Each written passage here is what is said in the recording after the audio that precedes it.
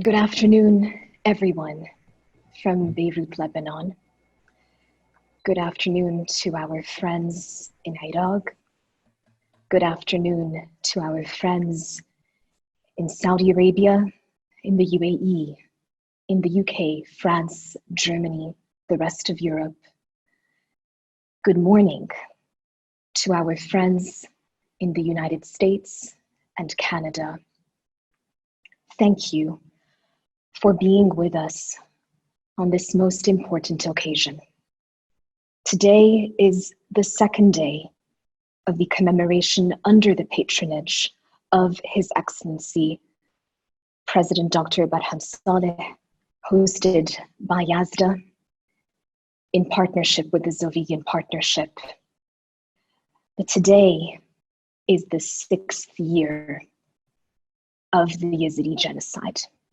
And I want us to take a moment of silence for all those who are no longer with us today, all those whom we can still not find, all those who are no longer the same people from when that tragic August afternoon began.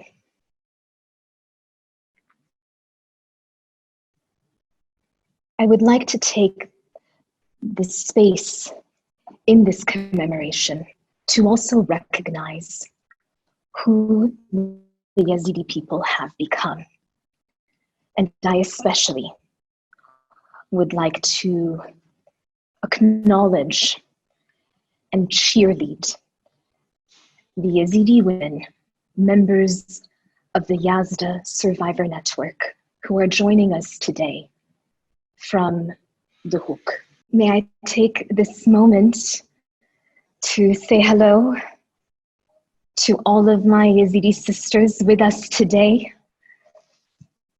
أهلاً وسهلاً بكم. زينة, منال, أديبة, نسرين, زينة, ديانا, مناهل, Hala, Amina, Yusra, and Manal. I want to talk to you about what we have all been doing together the last few days. My Yazidi sisters and I have been working on a variety of public speaking and healing sessions, working sessions together. And the ladies insisted that they wanted to be center stage during my speech and every one of their speeches today. They taught me that they don't need the world to speak for them because they can speak for themselves.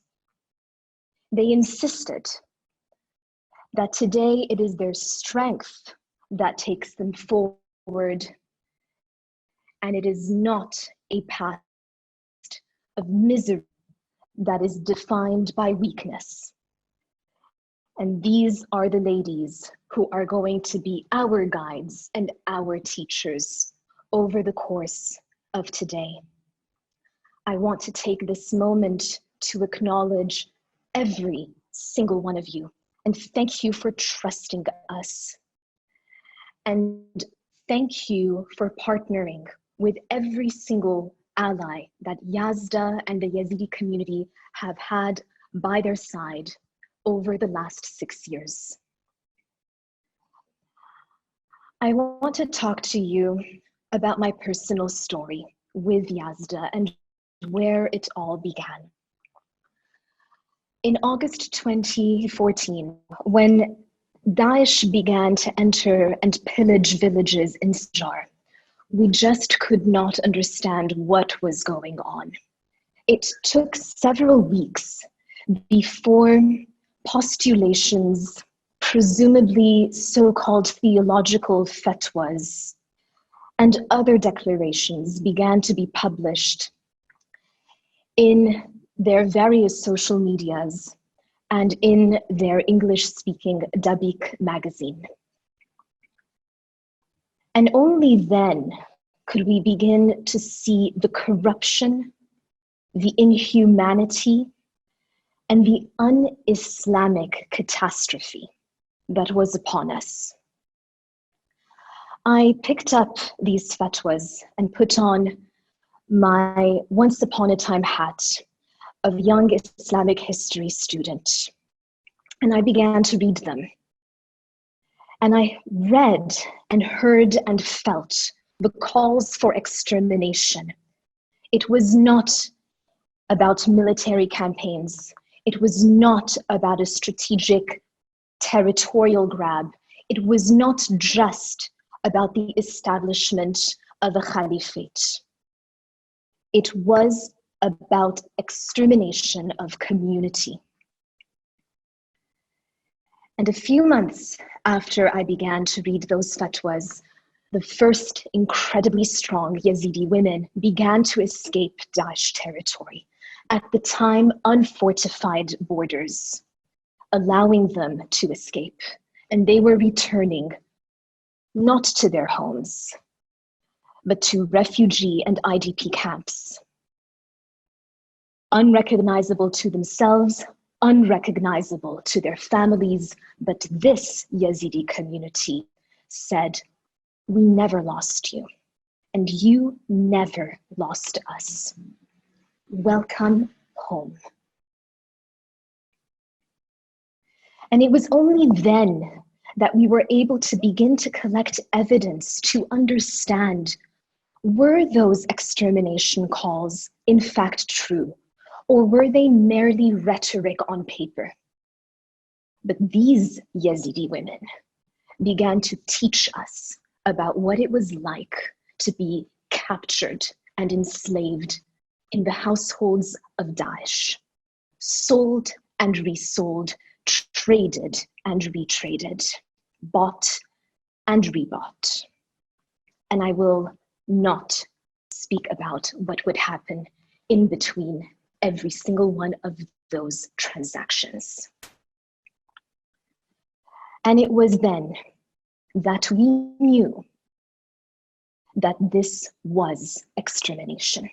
These women were the evidence, were the testament, proving that this was genocide.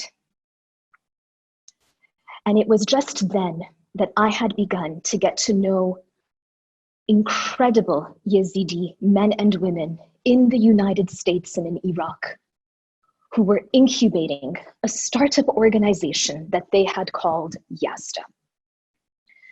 And it was then that we sat together and we reviewed those fatwas together.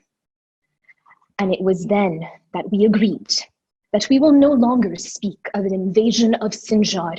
We will no longer speak about the military campaigns of a group of inhumane monsters who call themselves Islamic. It was time to say what needed to be said and to call it what it needed to be called: genocide. And there was nothing Islamic about it. At that time, the Armenian in me woke up. But that is not the person who has stood by Yazda and my Yazidi friends over the last 6 years. It is the Arab in me that insisted to be by the side of these incredibly brave, incredibly courageous human beings. At a time when the rest of the Arab world was absent. Today, I am in front of you as a woman and a global citizen, because neither do I need to be Armenian, nor do I need to be Arab, nor do I need to be a woman to recognize and bring force and voice to what we are facing today, 6 years after it began. But I would like to caveat that and assure you that it is not 6 years after the fact, because the fact is still going on and Daesh still exists.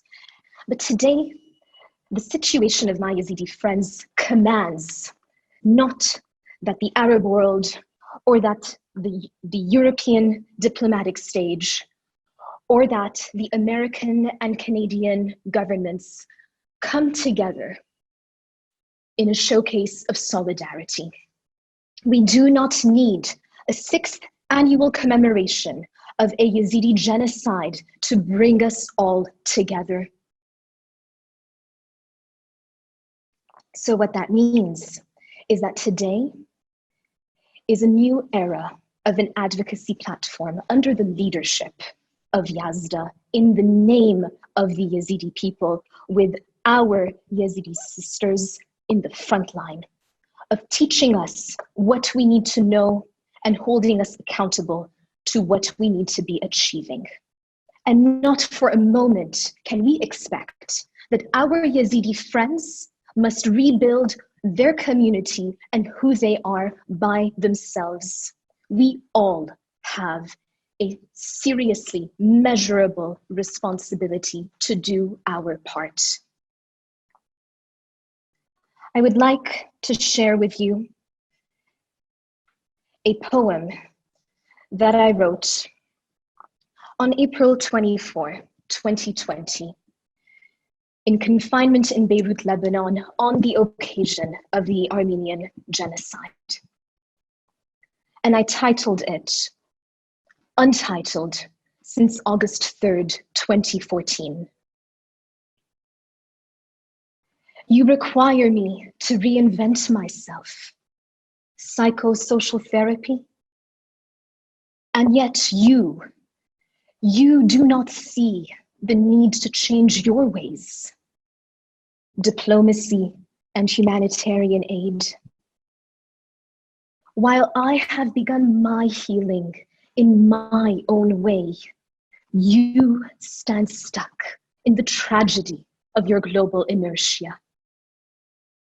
What is in a recognition?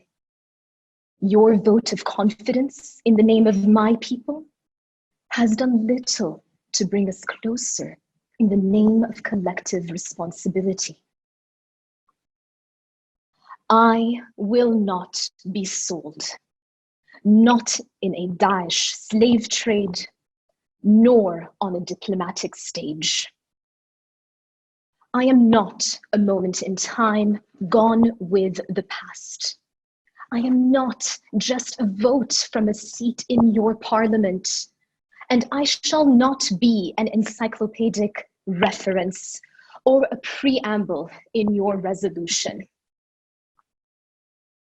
I have chosen to be the protagonist. So who are you in this untitled chapter of history forever in perpetuity?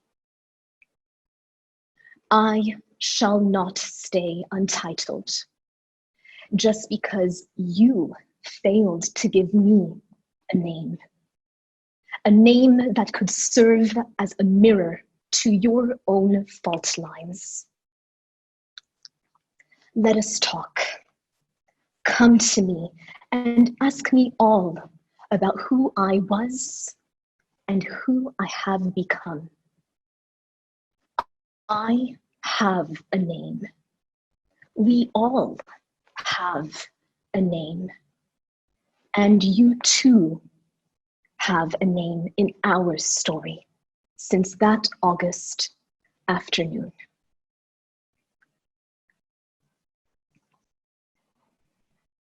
Haider,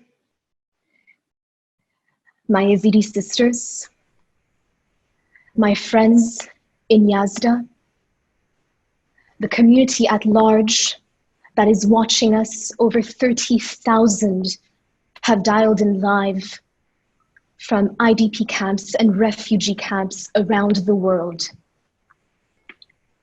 Your genocide is our genocide.